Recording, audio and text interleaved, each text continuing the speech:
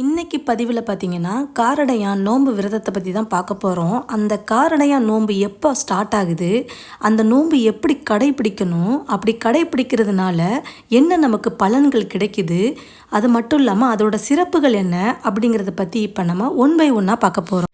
காரடையான் நோன்பு அப்படிங்கிறது தமிழ் இந்து சமூகத்தை சேர்ந்த பெண்கள் தங்கள் கணவர்கள் மற்றும் வருங்கால கணவர்களின் நலனுக்காக நடத்தப்படும் ஒரு முக்கியமான விரதமாக சொல்லப்படுது. இந்த விரதத்தை திருமணமான பெண்களுக்கு மட்டுமல்லாமல் திருமணமாகாத பெண்களும் இந்த நோன்பை கடைபிடித்து தங்களுக்கு நல்ல கணவர் அமைய பிரார்த்தனை செய்யலாம். இப்போ காரடையான் நோன்பு கதையை பற்றி பார்க்கலாம். சாவித்ரி தன் கணவன் சத்தியவானை யமதர்மனிடம் இருந்து மீட்டு வந்த கதையுடன் இந்த நோன்பு இணைக்கப்பட்டுள்ளது. காரடையான் நோன்பு என்பது பெண்களின் பக்தி, தியாகம் மற்றும் சக்தியை வெளிப்படுத்தும் ஒரு சிறப்பான விரதமாக சொல்லப்படுது. இந்த விரதம் மாசி மாத இறுதியிலும் பங்குனி மாத தொடக்கத்திலும் கடைபிடிக்கப்படுது. மாசி மாதத்தின் கடைசி நாள் இரவில் தொடங்கி பங்குனி முதல் நாள் காலையில் முடிகிறது. இந்த விரதம் காமாட்சி விரதம், கௌரி விரதம், சாவித்திரி விரதம் என்று பலவாறு அழைக்கப்படுது. இந்த நாளில் விரதம் அனுஷ்டிக்கும் பெண்கள் பொதுவாக மஞ்சள் நிற ஆடைகளை அணிவார்கள். மாசி மாதம் முடிந்து பங்குனி மாதம் தொடங்கும் சுப தருணத்தில் மஞ்சள் சரடு என்ற புனித நூல் கட்டப்படுது. அடுத்து காரடையான் நோன்பு தொடங்குவதற்கான நேரத்தை பற்றி பார்க்கலாம். மார்ச் 14, 2025 அதாவது வெள்ளிக்கிழமை காலையில் 6:40 மணிக்கு தொடங்குது. அதே மாதிரி சூரிய அஸ்தமனம் எப்போ அப்படின்னா மார்ச் 14, 2025 மாலை 6:31க்கு முடியுது.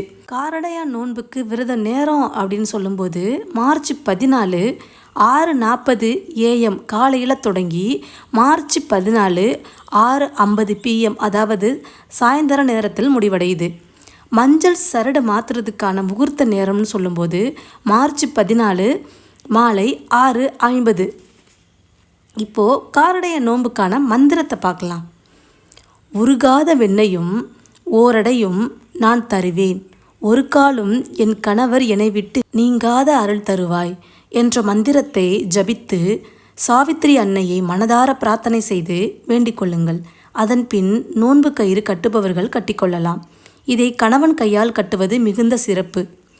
அடுத்து காரடையான் நோன்பு எப்படி கடைப்பிடிப்பது அப்படிங்கிறத பற்றி பார்க்கலாம். காரடையான் நோன்பு தினத்தன்று அதிகாலையில் எழுந்து வீட்டை சுத்தம் செய்து கோலமிட்டு குளித்து தயாராக வேண்டும். அடுத்து பூஜை அறையில் அம்பாள் படத்திற்கு முன்பு மஞ்சள் சரடு, பழங்கள், நைவேத்தியம் வைத்து பூஜை செய்ய வேண்டும். மேலும் காலை முழுவதும் விரதமிருந்து மாலை வேளையில் அடை, பாயாசம் செய்து நைவேத்தியம் செய்து பின்னர் விரதத்தை முடித்து கொள்ள வேண்டும். சிலர் முழு நாள் விரதம் இருக்காமல் மாலை மட்டும் விரதம் இருந்து இரவில் நைவேத்தியம் செய்து பிறகு சாப்பிடுவார்கள். அது மட்டும் இல்லாமல் காரடையான் நோன்பு தினத்தன்று புது மஞ்சள் சரடு கட்டிக்கொள்வதும் வழக்கமாக வைத்திருக்கிறார்கள். அடுத்து காரடையான் நோன்பின் சிறப்புகளை பற்றி பார்க்கலாம். காரடையான் நோன்பு கடைபிடிக்கிறதுனால கணவனின் ஆயுள், ஆரோக்கியம் நீடிக்கும்னு சொல்லப்படுது. குடும்பத்தில் ஒற்றுமை வலுப்படும். கன்னி பெண்களுக்கு நல்ல கணவர் அமைவார்னு சொல்லப்படுது. தீர்க்க சுமங்கலி வரம் கிடைக்கும் என்பது நம்பிக்கை. ஆகவே காரடையான் நோன்பு என்பது ஒரு வளமான பாரம்பரியம் வாய்ந்த முக்கியமாக விரதமாக கூறப்படுது. அது மட்டும் இல்லாமல் காரடையான் நோன்பு திருமணமாகாத பெண்களுக்கும் மிகவும் முக்கியமானதாகவும் சொல்லப்படுது. சாவித்திரியின் பக்தியைப் போல தங்களுக்கு குணம், கல்வி, குடும்ப பின்னணி எல்லாம் சிறப்பாக இருக்கும் ஒரு நல்ல வாழ்க்கை துணை அமைய வேண்டி இந்த விரதத்தை கடைபிடிக்கலாம். மேலும் இந்த பதிவு உங்களுக்கு பயனுள்ளதாக இருந்தது என்று நம்புகிறேன். மீண்டும் அடுத்து புதிய பதிவில் சந்திக்கலாம். நன்றி.